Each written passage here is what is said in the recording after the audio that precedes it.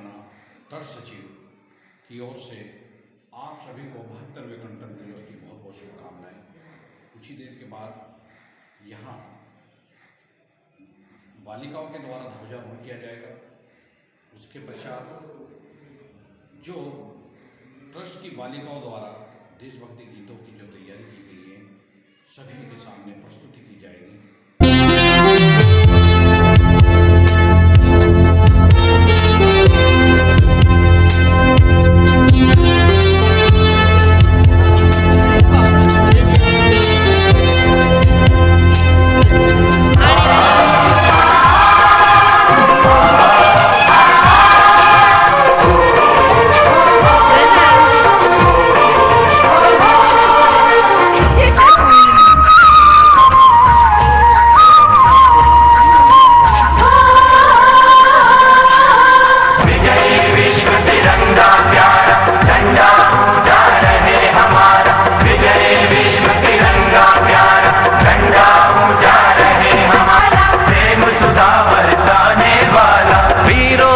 बरसाने वाला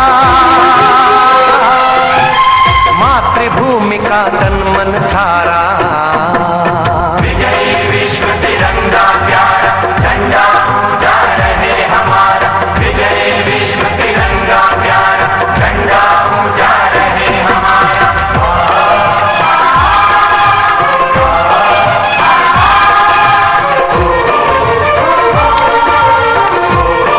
जन गण मन अधिनायक जय हे भारत भाग्य विधाता, पंजाब सिंधु गुजरात मराठा द्राविड़ उत्कल गंगा, विंध्य हिमाचल यमुना गंगा उत्कल जलधि तरंगा, तब शुभ नामे जागे तब शुभ आशीष मांगे, गाहे तब जय गाथा, जन गण मंगल दायक जय हे भारत भाग्य विधाता, जय हे जय हे जय हे जय जय जय जय हे।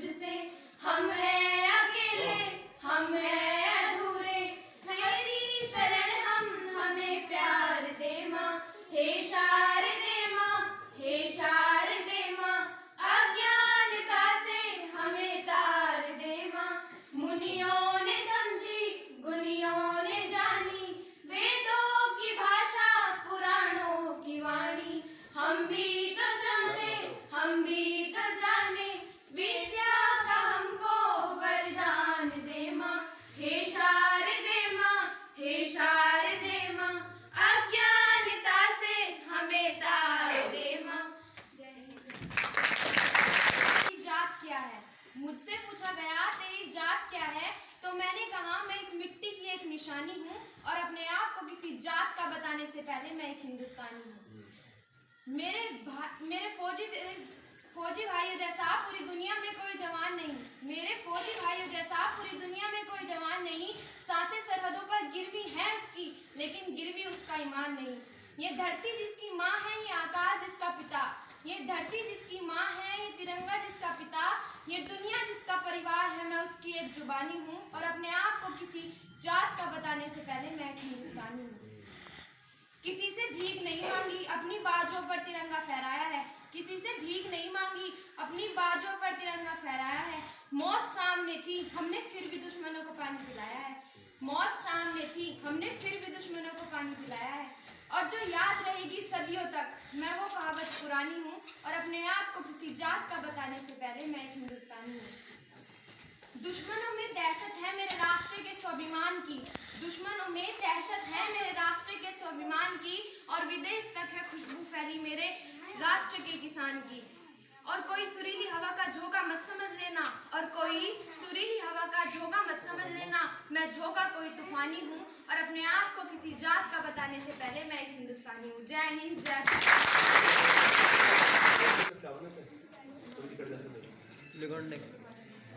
आज तिरंगा फहराती हूँ अपनी पूरी शान से, हमें मिली आजादी वीर शहीदों के बलिदान से। आजादी के लिए हमारी लंबी चली लड़ाई थी, लाखों लोगों ने प्राणों से कीमत बड़ी चुकाई थी। व्यापारी बनकर आए और छल से हम पर राज किया, हमको आपस में लड़वाने की नीति अपनाई थी। हमने अपना गौरव पाया अपने स्वाभिमान से, हमें मिली आजादी वीर शहीदों के बलिदान से। गांधी तिलक सुभाष जवाहर का प्यारा सा यह देश है, जियो और जीने दो का सबको देता संदेश है। परहरी बनकर खड़ा हिमालय जिसके उत्तर द्वार पर, हिंद महासागर दक्षिण में उसके लिए विशेष है। लगी गूंजने दसों दिशाएं वीरों के यशगान से, हमें मिली आजादी वीर शहीदों के बलिदान से। हमें जिसके आंचल की छाया से छोटा ये संसार है, हमने कभी हिंसा के आगे अपना शीश झुकाएंगे, सच पूछो तो पूरा विश्व हमारा ही परिवार है। विश्व शांति की छवि हमारे अपने हिंदुस्तान से, हमें मिली आजादी वीर शहीदों के बलिदान से। एक छोटी सी शायरी सुनाना चाहूंगी। किसी सैनिक ने कहा, महकते हुए गजरे की खुशबू छोड़ आया हूँ, किसी नन्ही सी चिड़िया को चहक पे छोड़ आया हूँ, किसी नन्ही सी चिड़िया को चहकता छोड़ आया हूँ। ऐ धरती माँ, मुझे अपनी छाती से लगा लेना, मैं उस माँ की बाहों को तरसता छोड़ आया हूँ। हिंदू खतरे में है, किसी को लगता है कि मुसलमान खतरे में है, किसी को लगता है कि हिंदू खतरे में है और किसी को लगता है कि मुसलमान खतरे में है। धर्म का चश्मा उतार कर देखो जनाब, पता चलेगा हमारा हिंदुस्तान खतरे में है। पत्थर को पीस कर कभी मैदा नहीं हुआ, पत्थर को पीस कर कभी मैदा नहीं हुआ, और जो हमारे हिंदुस्तान को झुका दे ऐसा कोई माई का लाल पैदा नहीं हुआ। अब तक जिसका खून न खोला खून नहीं वो पानी है, अब तक जिसका खून न खोला खून नहीं वो पानी है। जो देश के काम ना आए वो बेकार जवानी है, जो देश के काम ना आए वो बेकार जवानी है। मैं भारत का तहे दिल से सम्मान करती हूँ, यहाँ की चांदनी मिट्टी का गुणगान करती हूँ। मुझे चिंता नहीं स्वर्ग जाकर मोक्ष पाने की, मुझे चिंता नहीं स्वर्ग जाकर मोक्ष पाने की। तिरंगा हो कफन मेरा बस यही अरमान करती हूँ, मैं भारत का तहे दिल से सम्मान करती हूँ। जय हिंद। कर चले हम फिदा जाने तन साथियों, अब तुम्हारे हवाले वतन साथियों। कर चले हम फिदा जाने तन साथियों, अब तुम्हारे हवाले वतन साथियों।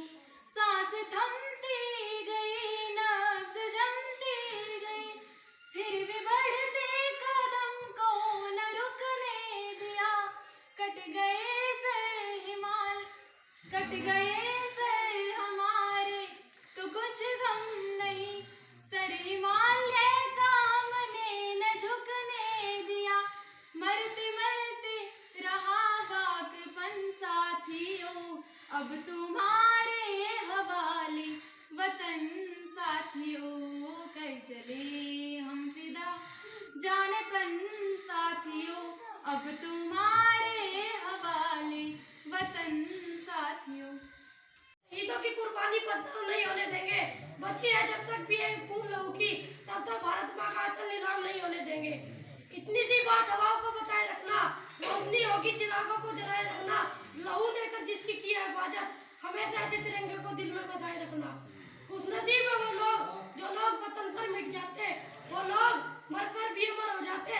करता हूँ उन्हें सलाम, आए मेरे वतन पर मिटने वालों, तुम्हारी हर सांस में तिरंगे का नसीब बसता। जय हिंद।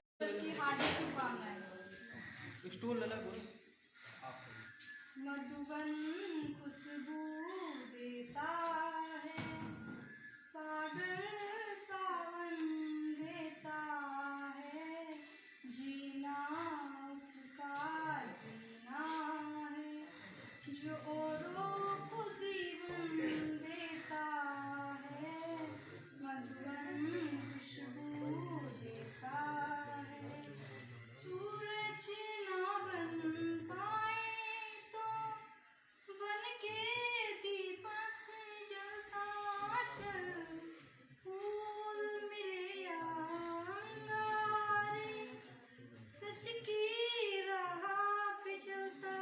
चल, सच की राह पे चलता चल, प्यार दिलों को देता है, जीना उसका जीना है, जो रूह को जीवन देता है, मधुबन खुशबू देता है, सागर सावन देता है, चलती है लहरा की पवन की सांस सभी की चलती रहे, चलती है लहरा की पवन की सांस सभी की चलती रहे, लोगों ने क्या कैसी कि फिर दिलों में पलती रहे, कि फिर दिलों में पलती रहे, दिल ही वो दिल है जो औरों को धड़कन देता है, जीना उसका जीना है, जो औरों को जीवन देता है। धन्यवाद। सरफरोशी की तमन्ना अब हमारे दिल में है, देखना है जोर कितना बाजुए कातिल में है, वक्त आने दे बता देंगे तुझे ये आसमां, हम सभी से क्या बताएं क्या हमारे दिल में है, वक्त आने दे बता देंगे तुझे ये आसमां, हम सभी से क्या बताएं क्या हमारे दिल में है, खींच कर लाई है सबको कत्ल करने की उम्मीद है, आशिकों काज जमघट कत्ल ए कुछ एक कत्ल में है, वक्त आने दे आसमां, हम सभी से क्या बताएं क्या हमारे दिल में है, सरफरोशी की तमन्ना अब हमारे दिल में है। गणतंत्र दिवस है, इसकी सभी को हार्दिक शुभकामनाएं। अब थोड़ा गणतंत्र दिवस के बारे में बता दें तो गणतंत्र दिवस जो है 1950 26 जनवरी, और ये हमारा संविधान लागू हुआ था इसलिए हुआ, ठीक है। 26 जनवरी को ही संविधान बना नहीं था, संविधान बंद हो गया था 26 नवंबर 1949, लेकिन इसको 26 जनवरी को ही लागू इसलिए किया गया क्योंकि 26 जनवरी 1930 से स्वतंत्रता जो है मनाई जाती रही है। भारत में जो हमारे राष्ट्रीय नेता हुए, जो आंदोलनकारी थे, वो 26 जनवरी 1930 से उन्होंने पूर्ण स्वराज्य की मांग कर दी थी, और तभी से वो जो है स्वतंत्रता दिवस मनाते आ रहे हैं। 26 जनवरी फिक्स कर रखा था, ठीक है। लेकिन आज़ादी हमें मिल गई 15 अगस्त को, ठीक है, तो 15 अगस्त तो हमारा स्वतंत्रता दिवस हो गया। अब 26 जनवरी की जो डेट थी, जो कि हमारी जो है पीछे चलती आ रही थी, हमारे आंदोलनकर्ता जो है गांधी, नेहरू, इस तरह के लोग थे, वो सब उसे मनाते आ रहे थे। कांग्रेस ही उस टाइम एक संगठन था यहाँ जो भारत का प्रतिनिधित्व करता था, भारत के हर व्यक्ति का प्रतिनिधित्व करता था, और वही अंग्रेजों के सामने एक तरह से भारत के आंदोलनकारियों की आवाज था। तो कांग्रेस 1930 में 30 से 26 जनवरी को मनाती आ रही, तो वो डेट जिंदा रहे इतिहास में उस डेट का महत्व बना रहे, इसलिए 26 नवंबर को जब संविधान बनकर तैयार हो गया था तब भी उसे उस दिन लागू नहीं किया गया, ठीक है। 26 जनवरी को उसे फिर लागू किया, 2 महीने थे ही, कोई दिक्कत थी नहीं, तो सोचा लोगों ने कि चलो भाई 26 जनवरी 2 महीने बाद आई जाएगी तो तभी इसको लागू कर दें, तो वो डेट भी फिर जिंदा रहे। तो इस तरह 26 जनवरी 1930 को 1950 में पहला गणतंत्र दिवस मनाया गया, और इसीलिए 50 और अब देख लो 22 चल रहा है, तो 50 और 22 72 साल, 72वां गणतंत्र दिवस, ठीक है। और गणतंत्र दिवस में और स्वतंत्रता दिवस में कुछ बेसिक अंतर होते हैं। जैसे स्वतंत्रता दिवस पर प्रधानमंत्री झंडा फहराते हैं, जो भारत के प्रधानमंत्री होते हैं, और गणतंत्र दिवस पर रिपब्लिक डे जिसको बोलते हैं, उस पर राष्ट्रपति जो है झंडा फहराते। स्वतंत्रता दिवस पर 15 अगस्त में झंडा जो है नीचे से ऊपर जाता है, ध्वजारोहण कहते हैं, ठीक है। लेकिन गणतंत्र दिवस पर झंडे का ध्वजारोहण नहीं करते, झंडा ऊपर ही रहता है, सिर्फ उसको फहराया जाता है। इसके अलावा स्वतंत्रता दिवस पर कोई बाहर से नहीं आता हमारे यहाँ अतिथि, लेकिन 26 जनवरी को भारत में कोई दूसरे देश का अतिथि जो है इस बार बार तो कोरोना की वजह से नहीं बुलाया गया है, नहीं तो 26 जनवरी को किया। और 26 जनवरी को ही वीरता पुरस्कार दिए जाते हैं। इस तरह कुछ बेसिक अंतर है 26 जनवरी और 15 अगस्त। 26 जनवरी संविधान लागू होने के लिए इसका महत्व है। ये तो गणतंत्र दिवस की जानकारी है, सब बच्चों को पता होनी चाहिए। आजकल तो संचार माध्यम का युग है, तो फोन हर बच्चे के पास है, तो वो जानकारी कर सकता है ईजिली, आसानी से फोन में डाल के में क्या 26 जनवरी का महत्व क्या कुछ है। अब जो है आज हम 26 जनवरी की प्रासंगिकता कैसे समझें।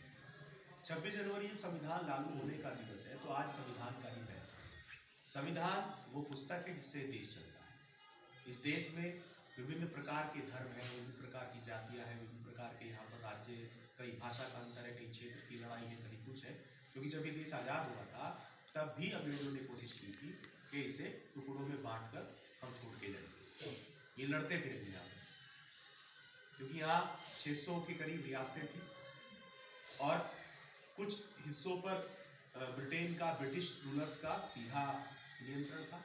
तो उन्होंने ये कहा कि भाई जिन पर हमारा सीधा नियंत्रण है वो तो सीधे सीधे हमने आज़ाद कर दिया, हमने अपना नियंत्रण वहाँ से हटा लिया और ये आपका भारत बन गया, आप तो देश कह रहे भारत बन गया। लेकिन जो ये राजा है यहाँ, इन पे हमने नियंत्रण सीधा सीधा नहीं कर रखा। तो ये इनकी इच्छा है, ये जिस उसमें जाना चाहे, भारत के साथ लगना चाहे या फिर पाकिस्तान के साथ लगना चाहे या फिर ये आज़ाद रहना चाहे, ये विकल्प उन्होंने सबके सामने रख दिया। अब इस विकल्प से अगर उस समय नेतृत्व जो है अच्छे नहीं होते, उस समय के नेतृत्व अगर अपनी जो है क्षमता का प्रयोग नहीं करते, तो यहाँ 600 देश होते। क्योंकि कोई राजा, चाहे वो एक छोटे से गांव का राजा है, वो भी नहीं चाहता कि मेरे ऊपर किसी का नियंत्रण। वो चाहता है कि मैं राजा हूं तो मैं राजा रहूं, भले ही मैं छोटी सी जगह का राजा हूं, लेकिन राजा तो हूं कम से कम। सबके दिमाग में ये बात आ सकती है, लेकिन उस समय के जो नेतृत्व था, उस समय के जो हमारे जो है देश को आगे ले जाने वाले लोग थे, उन लोगों ने इन सब को किसी भी तरीके से, चाहे समझा बुझाकर, चाहे पुलिस बल का प्रयोग करके, जैसे भी जो समझा, उस तरीके से इन सबको एक किया और एक अखंड भारत का निर्माण किया।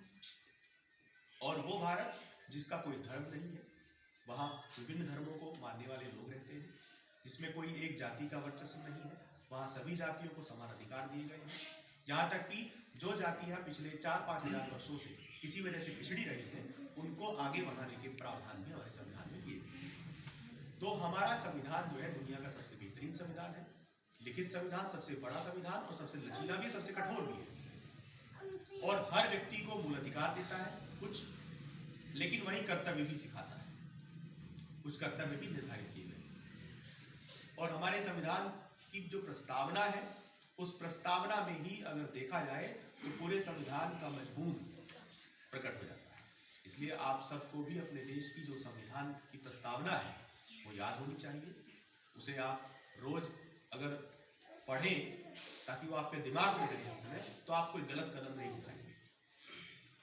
इस राष्ट्र को इस समय एक ऐसे युवाओं की आवश्यकता है जिनके हर कदम से, जिनके हर प्रयास से इस देश का विकास। ऐसे लोगों की आवश्यकता इस समय नहीं है जो सिर्फ ये सोचे कि बस मेरा अपना भला हो जाए और अपना बाकी देश चाहे भाड़ हो जाए। पहले भी और आज भी कितने ही जो है देशद्रोही या गद्दार किस्म के लोगों ने देश का नुकसान किया है। आज भी इस तरह के लोग होते हैं, करते रहते हैं। लेकिन हमारा उद्देश्य, हमारी संस्था का उद्देश्य भी यही है कि हम केवल यहाँ कोचिंग नहीं दें। कोचिंग सेंटर तो बहुत है दुनिया में, जगह जगह जाओगे कोचिंग सेंटर खुले हुए हैं। हमारा उद्देश्य यही है कि हम आपके अंदर एक समझदार, एक जिम्मेदार नागरिक के गुण भी किसी प्रकार डाल सकें। इसलिए हमारे नियम कानून कायदों में भी हम तरह तरह से बच्चों को जो है डिसिप्लिन करने का प्रयास करते हैं। सुबह उठिए, इस तरह से आप पढ़िए, इतने घंटे समय दीजिए, सब लिखा होता है हमारे टाइम टेबल। तो प्रयास यही रहता है कि आप एक जिम्मेदार नागरिक बने, क्योंकि जिम्मेदार नागरिक ही वास्तव में देशभक्त है। बाकी ये वंदे मातरम का नारा लगाने वाले देशभक्त नहीं है। आप कोई नारा मत लगाइए, आप कहीं खड़े होकर कोई देशभक्त गीत मत गाइए, लेकिन गद्दारी नहीं, तो आपसे बड़ा देशभक्त कोई नहीं। और वो देशभक्ति आप पूरे 365 दिन कर सकते हैं, उसके लिए किसी 26 जनवरी या 15 अगस्त का इंतजार करने की आवश्यकता नहीं। ठीक है, जब आप जन्म लेते हैं तो एक संभावना पैदा होती है, और वो संभावना इस देश के लिए कुछ भी कर सकती है। वो इसका बुरा भी कर सकती है, वो इसका भला भी कर सकती है। उस संभावना के पैदा होने के बाद उसमें शिक्षक, उसकी जो सबसे पहली शिक्षक उसकी माँ कही जाती है, फिर घर परिवार चलता है, उसके बाद वो स्कूल में आता है, वहाँ उसे शिक्षक मिलते हैं, उसके बाद वो समाज में जाता है जहाँ उसे कुछ गणमान्य लोग उसकी संगति मिलती है। इन सब से सीखता हुआ, इन सब से प्रेरणा लेता हुआ वो एक मैच्योर, एक परिपक्व इंसान बनता है, और फिर वो देश के काम। एक सोने चांदी या फिर जो है हीरे जवाहरात या धन दौलत से किसी देश की ताकत नहीं पकड़ी जा सकती। अगर जिम्मेदार नागरिक किसी देश के पास है तो वही एक महान देश कहा जा सकता है। ठीक है, आप सबका उद्देश्य यही होना चाहिए, सबका कर्तव्य यही होना चाहिए कि हम अपने देश के लिए कुछ कर सकें। घर वालों के लिए करोगे ही कोई दिक्कत नहीं, घर वालों के लिए करोगे तब भी देश के लिए हो जाएगा, लेकिन हम देश के लिए भी कुछ करें। अपने आसपास के माहौल में जो भी आपको कोई प्रॉब्लम में मिले उसकी सहायता कीजिए, निस्वार्थ सेवा करने के लिए तैयार रहिए, माँ बाप की हो, शिक्षकों की हो, बड़ों की हो, किसी की भी हो, और किसी का भी दिल दुखाने वाली बात नहीं कीजिए। ठीक है, किसी भी तरह का आप कोई गलत संदेश समाज में ना दें, अगर आप एक अच्छे परिवार से बिलोंग करते हैं, किसी भी तरह का। तो ये सब चीज़ें ही एक राष्ट्र के हित के लिए जरूरी होती है। एक राष्ट्र की पहचान उसके नागरिकों से होती है। अगर आप एक अच्छे नागरिक नहीं है तो फिर आप देश के किसी काम नहीं आ सकते, कोई नारा लगाने का फायदा नहीं। ठीक है, बाकी आज थोड़ा सा ये है कि भाई युवाओं के अंदर एक निराशा भी घर कर गई है। भाई थोड़ा सा भर्तियाँ समय से नहीं निकलती, समय से परीक्षाएं नहीं होती, तो कई बार बच्चे परेशान हो जाते हैं। लेकिन परेशान होने की आवश्यकता नहीं है, मेहनत कीजिए। खराब दौर आता है वो अच्छे दौर के आने की सूचना देता है। खराब दौर ही इंसान को परखता है वो कितना मेहनत कर सकता है। तो इसलिए ऐसा कुछ नहीं है, आप मेहनत कीजिए, किसी के हिसाब से मत चलिए कि भाई इसका काम नहीं हुआ तो मेरा ही कहाँ से हो जाएगा, ये इतना होशियार है, मैं इतना बेकार हूँ, कुछ नहीं होता। सबकी अपनी अलग अलग कहानी होती है, सबका अपना अलग अलग गणित होता है, अपना अपना समय होता है। ठीक है, निराश होने की आवश्यकता नहीं है, सिर्फ मेहनत कीजिए। जब कुछ ना हो रहा हो तब और ज्यादा मेहनत करनी चाहिए, ये सिद्धांत है। ठीक है, एक मैं छोटी सी रचना आपके सामने पेश करूंगा। मैं लिखता रहता हूँ कुछ कविताएं, तो निराशा के बारे में है। निराश न हो तू चलता जा, लड़खड़ाने का भी ले मजा, गिरकर उठ हर बार संभल, पंख बिना ही उड़ता जा। निराश न हो तू चलता जा, सारे आसमानों से आगे निकल, अपना आसमान बनाता चल। अपना खुद का आसमान बना, खुद से पूछ ये सवाल हर पल, तू आज कहाँ है और कहाँ था कल। ये हर समय अपने आप से पूछिए कि हम कल जहाँ थे और आज जहाँ है, क्या उसमें कोई फर्क आया, या हम कल जहाँ थे और आज जहाँ है सब सेम जगह है, कोई परिवर्तन नहीं करना। तो ये सवाल पूछिए, खुद से पूछिए सवाल हर पल, तू आज कहाँ है और कहाँ था कल, वरदान समझ हर कड़ी सकल। निराश न हो तू चलता है, जो भी आपको सजा मिलती है आप विद्रोह का मुद्दा होगा। नेल्सन मंडेला जानो, नेल्सन मंडेला 27 साल जेल में, दक्षिण अफ्रीका के राष्ट्रपति बनने के बाद जेल से निकल गए, और उन्होंने रंग भेद की, जैसे हमारे यहाँ जातिवाद का सिस्टम चलता है, ऐसे ही उधर जो है रंग भेद की, काले गोरे का, तो उसके खिलाफ उन्होंने लड़ा। महात्मा गांधी के शिष्य के तौर पर माने जाते हैं, और नेल्सन मंडेला ने महात्मा गांधी के हिसाब से सत्याग्रह किया। उसकी उस समय की सत्ता ने उन्हें उठा के जेल में डाल दिया। 27 साल जेल में, 27 साल एक बहुत बड़ी जिंदगी है। उनका पूरा जो प्रोडक्टिव एज है वो पूरा जेल में खत्म, लेकिन तब भी अपना जो सत्याग्रह था वो नहीं छोड़ा, और जेल से आजाद हुए, परिस्थितियां बदली, वो लोग हारे और वो फिर देश के राष्ट्रपति। ठीक है, ये नहीं है कि जरा सा कुछ टाइम खराब हुआ, जरा सी हमें किसी ने, माँ बाप ने, शिक्षक ने, गुरु ने सजा दे दी और बस हम भूखा हो गए, ये गलत है।